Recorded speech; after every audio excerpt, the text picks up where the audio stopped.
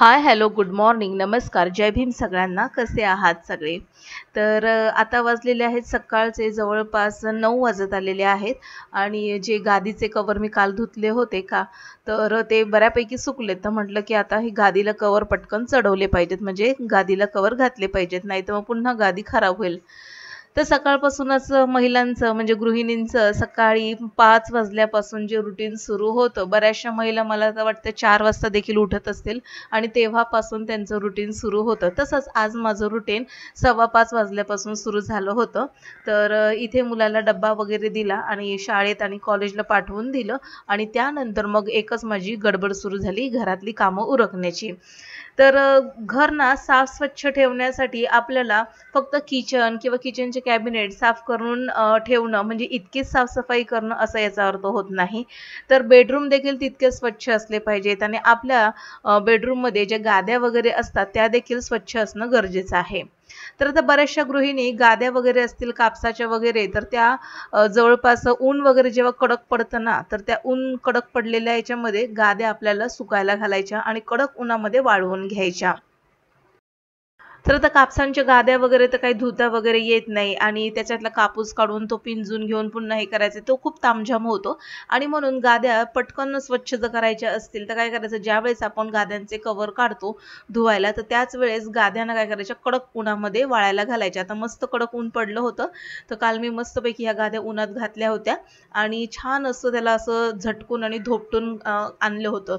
तर जसं आपण झटकून धोपटून आणणार ना, तर त्या गाद्यांची जी जाडी आहे ती पुन्हा आणखीन वाढल्यासारखी आपल्याला वाटते. म्हणजे कापसाचा जो व्हॉल्यूम आहे तो आतमध्ये जरा वाढल्यासारखा वाटतो आणि गाद्या पुन्हा अशा स्पंज सारख्या होतात. तर इथे ना आता गाद्यांना कव्हर शिवलेत. हे बघा, हे 2 गाद्या आहेत माझ्या. जवळपास 10 ते 12 किलोची एक गादी आहे. अशा 2 गाद्या आहेत आणि ह्या 2 गाद्या मी घरातच बनवून घेतल्या होत्या. घरात म्हणजे ओळखीचा जो माणूस आहे त्याच्याकडनं करून घेतल्या होत्या. तर कापसाच्या गाद्या करायच्या नेहमी. कापसाच्या गाद्या आपल्या शरीरासाठी, आरोग्यासाठी नेहमीच चांगल्या असतात. तर कापसाच्या गाद्या अशा पद्धतीने मी मेंटेन ठेवते. कडक उन्हामध्ये वाळवायच्या, चांगल्या धोपटून काढायच्या. धोपटल्यामुळे त्याच्यातली सगळी धूळ वगैरे निघते आणि सोबतच त्याला ना अशा पद्धतीचे कव्हर शिवायचे. तर कव्हर शिवल्यामुळे गाद्या देखील जास्त खराब होत नाहीत आणि धूळ, डस्ट वगैरे काही जात नाही यामध्ये. तर कव्हर मी इथे धुतले, पण आता हे कव्हर घालायचं एक खूप मुश्किलचं काम आहे.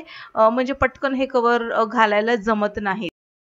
दोघं जण असले ना की पटापट या गाद्यांना कव्हर वगैरे घालता येतात. पण असो, इथे मी काय केलं, गादी फोल्ड केली आणि गादीचं जे कव्हर होतं व्यवस्थित मी एका साईडने असं फोल्ड करून त्याच्या आतमध्ये फोल्ड केलेली गादी घातली आणि आता ही व्यवस्थित कोपरे आणि त्याच्या ज्या किनारी आहेत गादीच्या सेट करून घेतल्या आणि मग त्याचा जो दुसरा आतला फोल्ड केलेला भाग होता गादीचा, तो अलगद आता इथे मी गादीच्या कव्हरमध्ये उघडून घेते. म्हणजे गाद्या व्यवस्थित कव्हर घातले जातात यामध्ये. तर बघा, अशा पद्धतीने मी कव्हर घालते.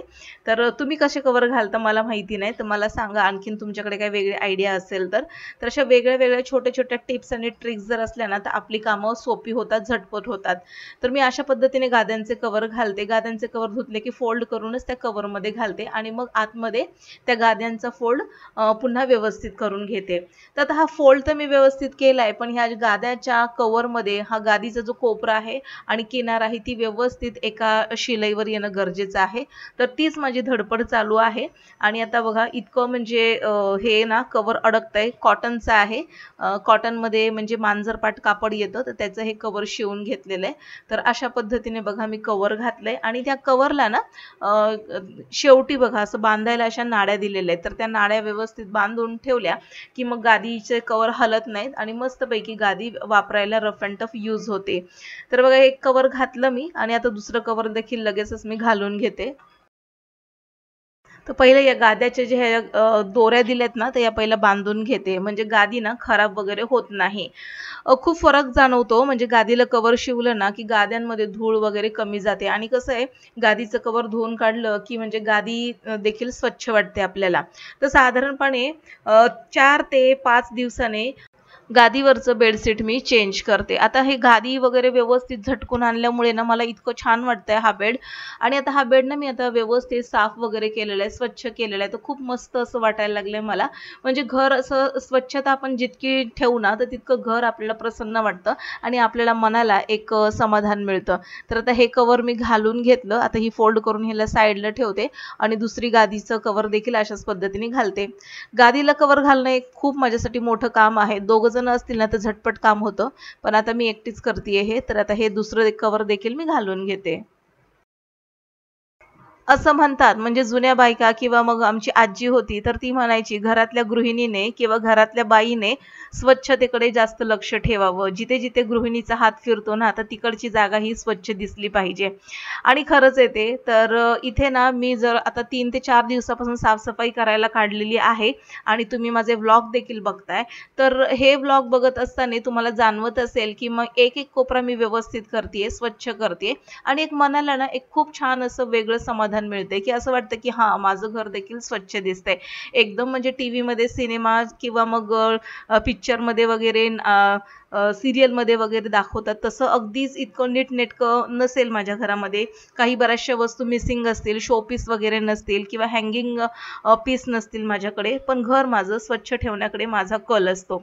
तर गादीला व्यवस्थित मी कव्हर घातले आणि आता हे व्यवस्थित गाद्या आता सेट करून घेते।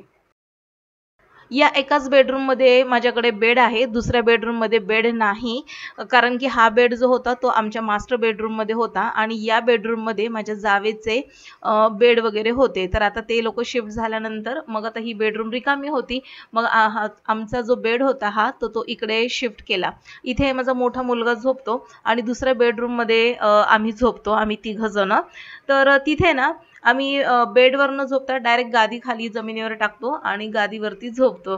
तर खूप छान अशी रिलॅक्स झोप लागते आणि आता मला सवय झाली आहे बेडवर जर आम्ही कधी झोपलो ना तर असं अंग अवघडल्यासारखं होतं किंवा मान किंवा मग कंबर अशी दुखल्यासारखी होते। तर आता इथे मी ना बेडशीट वगैरे व्यवस्थित लावून घेतली। आता जे अंथरुण वगैरे आहेत तर मी इथे बेडवरच ठेवून घेते आणि व्यवस्थित लावून घेते। इथे मला एक महत्त्वाचं सांगायचं आहे म्हणजे माझे जे व्हिडिओचे कंटेंट आहेत ते तुम्हाला आवडतात का? म्हणजे यासारखे कंटेंट तुम्हाला आवडतात का? आवडत असतील तर नक्कीच लाईक करत चला आणि हो, जर तुम्ही माझ्या चॅनलवर पहिल्यांदाच आले असाल तर नक्कीच सबस्क्राईब करून बेल आयकॉन प्रेस करत चला। कारण की माझे हे साधे घरातले गृहिणीचे म्हणजे मध्यमवर्गीय गृहिणीचे कंटेंट असतात आणि घरामध्ये प्रत्येक गृहिणी काय काम करते तर हेच मी दाखवण्याचा प्रयत्न करते। साधारणपणे घरातली कामं, स्वच्छता, टापटीप, कधी एखादी रेसिपी बनवायची, मुलांचं शिक्षण म्हणजे मुलांना शिकवणं, त्यांना वेगवेगळ्या टिप्स देणं, तर हे सगळं माझं रोजचं काम असतं। तर हेच मी तुमच्याशी शेअर करते। जर तुम्हाला माझे कंटेंट आवडत असतील तर नक्कीच लाईक करा। तर आता इथे ना मी सगळं अंथरुण वगैरे सेट केले आणि ते बेडशीटने झाकून टाकले आणि ही जी बेडशीट आहे ती मी धुवायला टाकलेली आहे।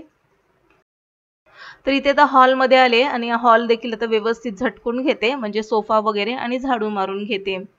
असं म्हणतात की आपल्या कामाचं कौतुक आपणच केलं पाहिजे। आपण का दुसऱ्याची वाट बघायची कोणी आपल्या कामाचं कौतुक करेल आणि आपली पाठ थोपटवेल म्हणून।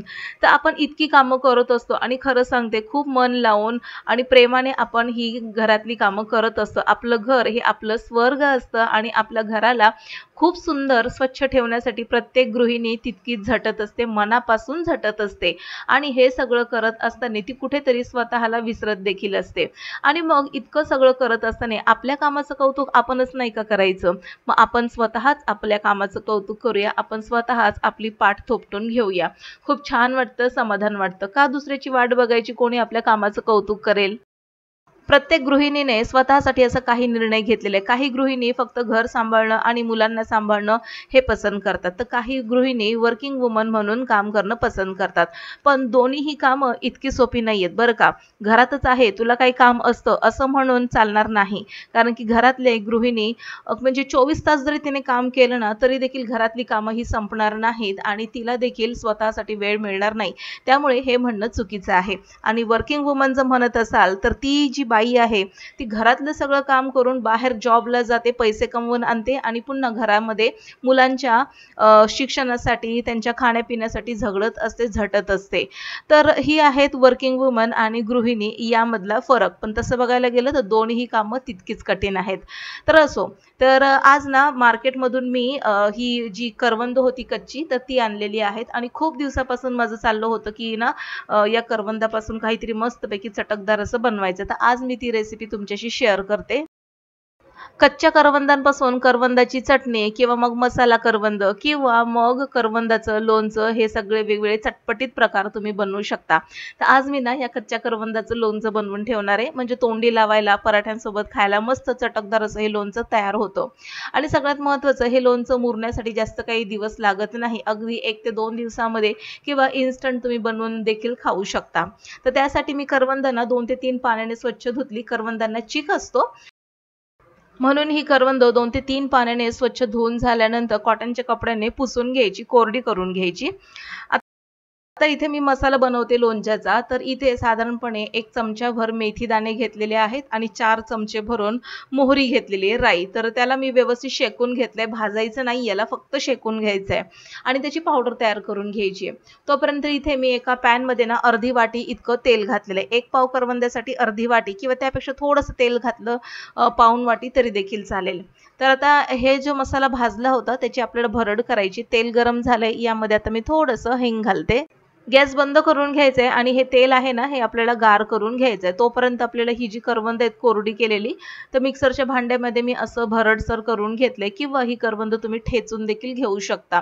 आता खलबत्ता नाही म्हणून मी ते मिक्सरमध्ये भरडून घेतलंय. काही अर्धी झालेली आहेत, काही अख्खी आहेत करवंद किंवा काहीचे बरेचसे तुकडे झालेले आहेत. अशा पद्धतीचं करवंद आपल्याला करून घ्यायचं आहे. यामध्ये मी चमचाभर हळद घालून घेतलेली आहे. सोबतच तयार करून घेतलेला हा मसाला घातलेला आहे. रेडीमेड मसाल्याचा देखील वापर करू शकता जर तुम्हाला घरगुती तयार करायचं नसेल तर. आणि यामध्ये 1.5 चमचा मीठ घातलेलं आहे. हा मसाला मी घरात तयार केलाय ना याचं चव देखील अगदी रेडीमेड मसाल्यासारखाच येते. तर तुम्ही ना एकदा ट्राय करून बघा. तर यामध्ये आता 2 चमचे लाल तिखट घातलेलं आहे आणि आता हा मसाला व्यवस्थित मिक्स करून घ्यायचा आहे. व्यवस्थित एकजीव करून घेतलंय मी याला. आणि आता ही जी आपल्याला लोणचं कशामध्ये भरायचं आहे तर प्लास्टिकची किंवा मग काचेची बरणी असेल तर त्यामध्ये तुम्ही हे भरू शकता. माझ्याकडे चिनी मातीची खास मी लोणच्यासाठीच घेतलेली आहे. तर आता या बरणीमध्ये ना मी हे तयार केलेलं जी करवंदे आहेत मसाला लावलेली तर ती घालून घ्यायची. तर चव बघितली मी, मीठ आहे का तर मीठ बऱ्यापैकी आहे, मीठ घालायची गरज नाही. आता ही जी कोरडी बरणी केलेली आहे ना यामध्ये आपल्याला ही मसाला लावलेली करवंद सगळीच घालायची आहेत. अशीच ही करवंद जरी खाल्ली ना मसाला लावलेले खूप मस्त चटकदार लागतात. आता ही सगळी करवंद मी या बरणीमध्ये भरून घेते आणि भरून झाल्यानंतर त्याला थोडंसं आपल्याला दाबून घ्यायचंय. आता तोपर्यंत तेल देखील बऱ्यापैकी गार झालेलं आहे आणि आता हे बघा अशा पद्धतीने मी दाबून घेतले ही करवंद. 1 पाव करवंद होती त्याच्यामुळे त्याचा लोणचं काही जास्त बनणार नाही. पण जितके दिवस चालेल तितके मी आनंदाने एन्जॉय करत खाणार आहे हे लोणचं. खूप चटकदार लागतं. तेल गार झाल्यानंतर आपल्याला याच्यावरती हे घालायचंय आणि बऱ्याच गृहिणींची तक्रार असते की आम्ही घातलेल्या लोणच्याला बुरशी येते. तर ती काय येते तर लोणच्यामध्ये तेल कमी पडलं ना तर म्हणून ती बुरशी येते. कारण की हवेचा डायरेक्ट संपर्क कैरीशी किंवा करवंद किंवा आवळ्यांशी येतो. तसं होऊ नये म्हणून लोणच्यावरती अर्धा ते 1 इंच थर तेलाचा असला पाहिजे. त्याच्यामुळे हवेचा संपर्क डायरेक्ट लोणच्याशी येत नाही. आणि आता हे लोणचं घातल्यानंतर किंवा कुठलंही लोणचं घातल्यानंतर रोज आपल्याला ते मिक्स करून घ्यायचंय. आता हे काही जास्त लोणचं नाहीये, थोडंसंच आहे, काहीच दिवसामध्ये संपून जाईल. खाण्यासाठी मी थोडंसं बाजूला काढून घेतलंय हे आणि आता हे लोणचं मी रोज मिक्स करून ठेवणार आहे आणि रोज थोडं थोडं जेवणामध्ये घेणार आहे. तर आजची ही रेसिपी कशी वाटली आणि आजचा व्लॉग कसा वाटला मला कमेंटमध्ये नक्की कळवा. आजचा व्लॉग आवडल्यास नक्कीच लाईक करा. तोपर्यंत बाय बाय.